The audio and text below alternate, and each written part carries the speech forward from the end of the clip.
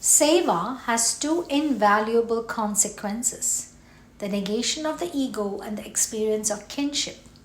Baba reminds us that even charity is cruelty unless one heart meets another in warm fraternity. The fragrance of love and the sweetness of sincerity must sanctify every act of seva. Baba teaches us in the book Prashanti Vahini how dharma can lighten the travails of family life and how social life can become healthier and happier through the regulation of relationships according to dharma. Masters and servants, elders and youngsters, teachers and students, all can benefit if dharma prevails. But the ancient academics of dharma have now become hotbeds of greed and jealousy. Beautiful groves and fields are becoming thorny jungles with no viable path, says Baba.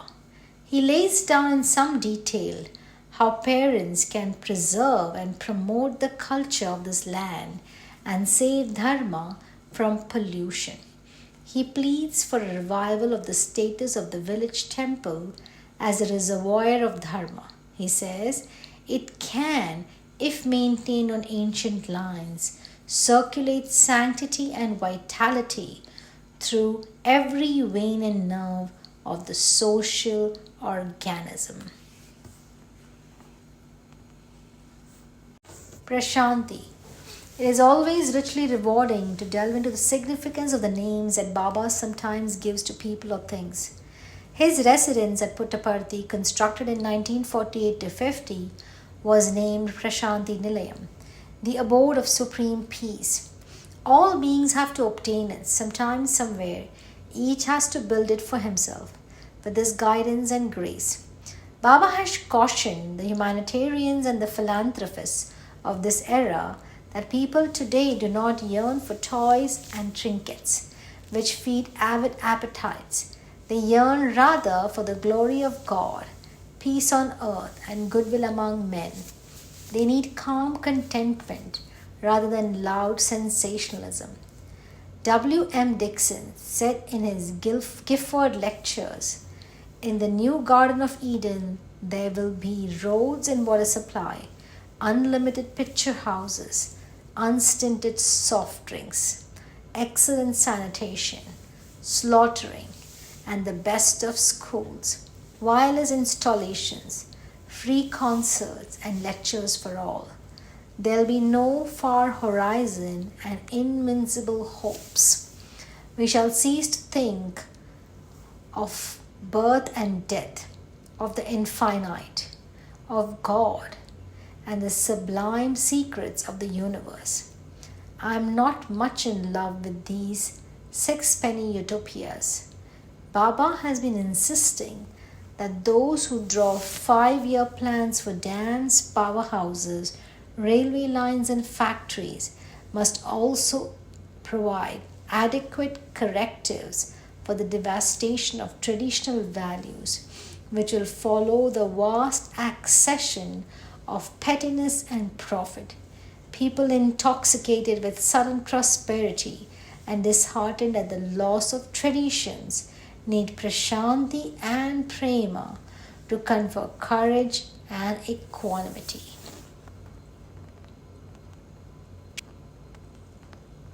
Baba's book Prashanti Vahini gives us the key to the treasure house of that which escapes understanding and defies logic, namely Prashanti, which the Gita calls the goal of human endeavor.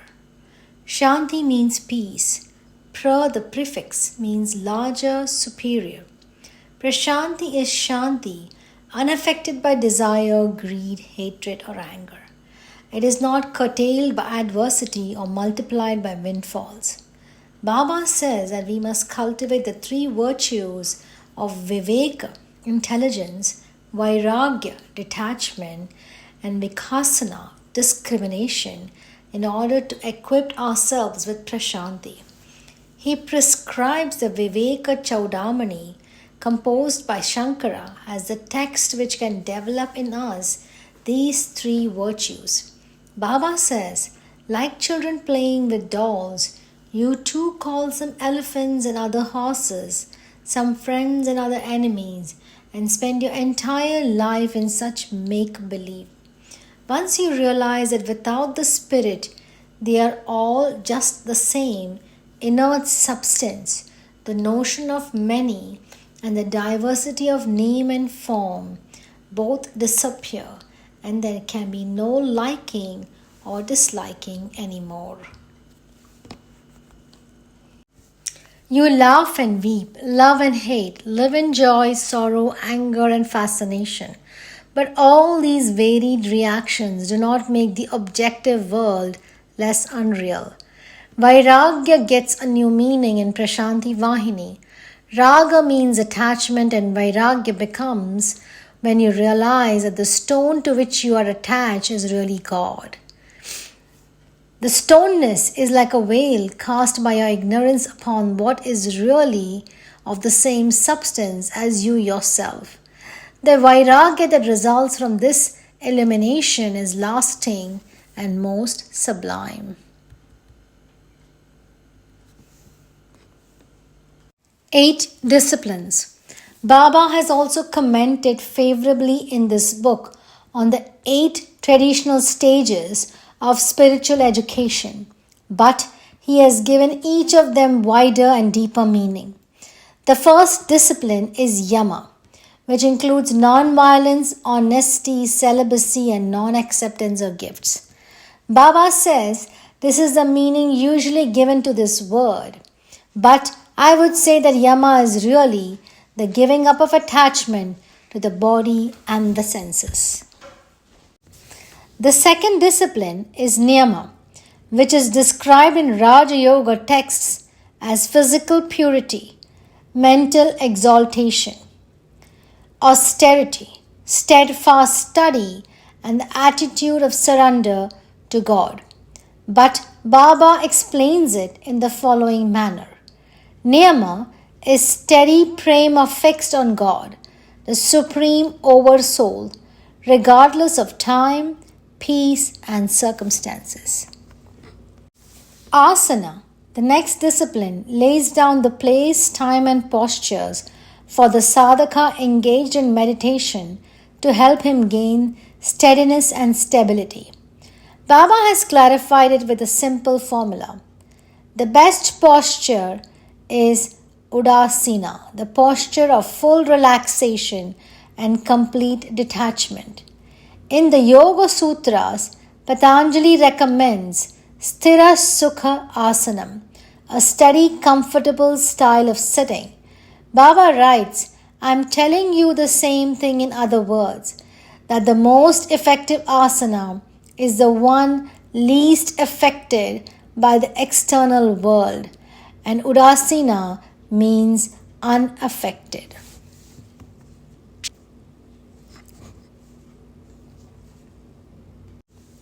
About pranayama, Baba says, in yoga, this step is explained as breath control.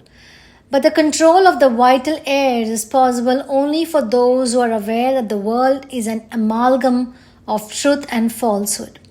The picture of the universe in the mind's eye will be like letters written long ago by lead pencils, now hazy, indistinct, undecipherable, and giving impressions half true and half false.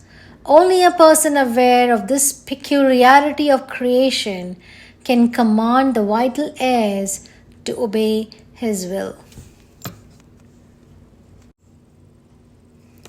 Baba also elaborates upon and clarifies the fifth stage called pratyahara, or the withdrawal of the senses of perception from the external world, in order to free the mind for uninterrupted meditation on the inner one. How can this be done? The awareness that the external world is born of Maya and sustained by Maya will provide the motive force to withdraw the senses. According to Baba, no other achievement can accomplish this task. So here too, the acquisition of wisdom is a vital prerequisite. Baba continues, Patanjali declared that when the chitta is established in one thought, it is called dharana. I would say that dharana implies more than mere negation of the multiple activity of the chitta. Treat your chitta like a little child, caress it into good ways, leading it with tenderness. Gradually make it aware that all that is seen is illusion, superimposition, make believe. Remove its fears with love, reprimands, and focus its attention on the goal. Dhyana, the next stage, has a book for itself from the pen of Baba. Suffice it here to say that he reveals to us that dhyana is an uninterrupted dwelling of the consciousness within the consciousness itself. And the final stage of samadhi, the savikalpa, where there is but a trace of the knower and the to be known and the knowledge, and the nirvikalpa, where even this trace is effaced, is like the ocean into which the consciousness fully merges. That is the goal where supreme peace reigns. For the people of the world today, Prashanti Nilayam has become a place where they can bask in the warmth of such peace.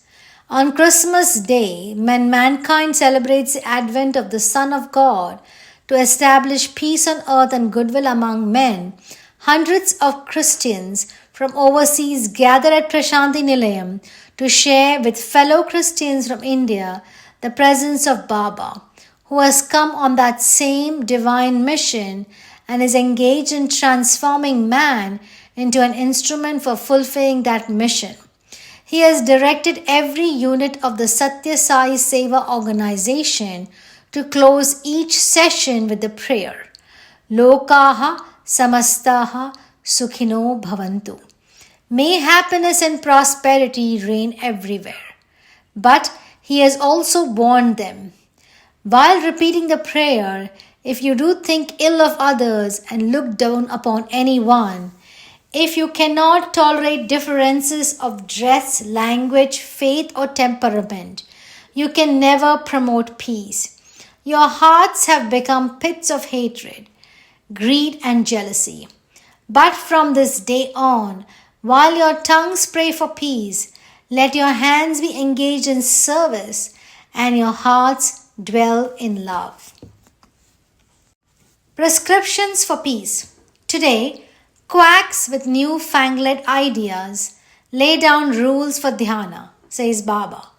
Each one has his own special prescription and claims that his system can confer more benefit than that of others. But none has himself experienced its sweetness or sanctity.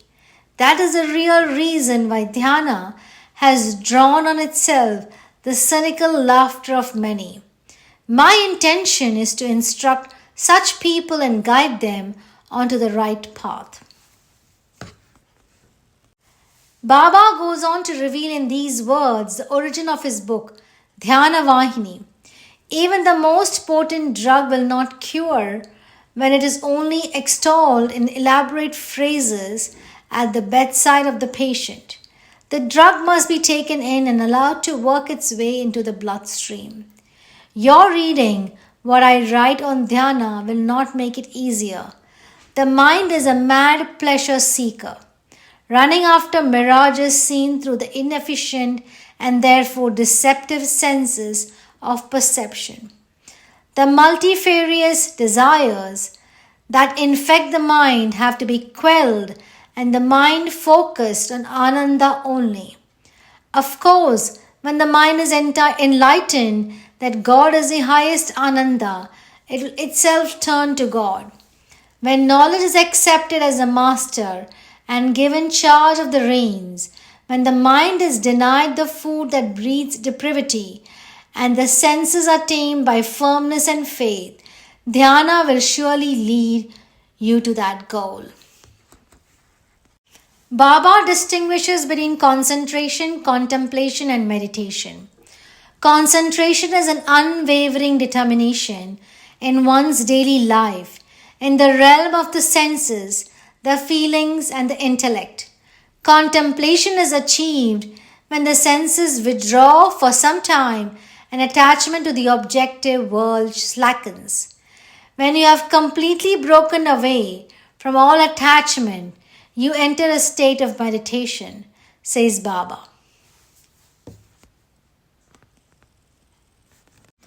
Baba gives the guidelines for meditation and mind control in Dhyana Vahini. He says that dhyana is as life-sustaining as dhanya, food. The methods vary greatly, says Paul Brunton, who has tried quite a few, but they generally consist of physical asceticism and worldly renunciation, together with attempts to induce a contemplative mood by disciplining. During fixed periods, the confused drift of thoughts and impressions which make up man's inner existence. Baba explains the choice of place, posture, timetable, and the curriculum, but lays great stress on the compassion of the Lord, who responds to the prayer embodied as dhyana. Since God assumes for the sake of the sadhaka the name and the form that he meditates on, Baba assures us that dhyana need never be a barter endeavor. The summit can be reached by perseverance, for he raises up to himself the struggling and the exhausted. Baba warns us against 9 enemies that waylay the earnest sadhaka. 3 of them are physical: adulterous urges, greed to possess things or gain exclusive love, and the tendency to injure living beings. 3 are verbal: delight in causing panic by false alarm, speaking lies, and spreading scandal. And 3 are mental: craving for what belongs to others, envy, and cynicism. Baba directs that meditation on the form be accompanied by an unbroken absorption of the sweetness of the name, by which that form is identified. When the form slips from attention, the name will soon bring it back. When the name drops from awareness, the form will restore it to the mind. Thus, the constant presence of God in the consciousness is ensured, says Baba.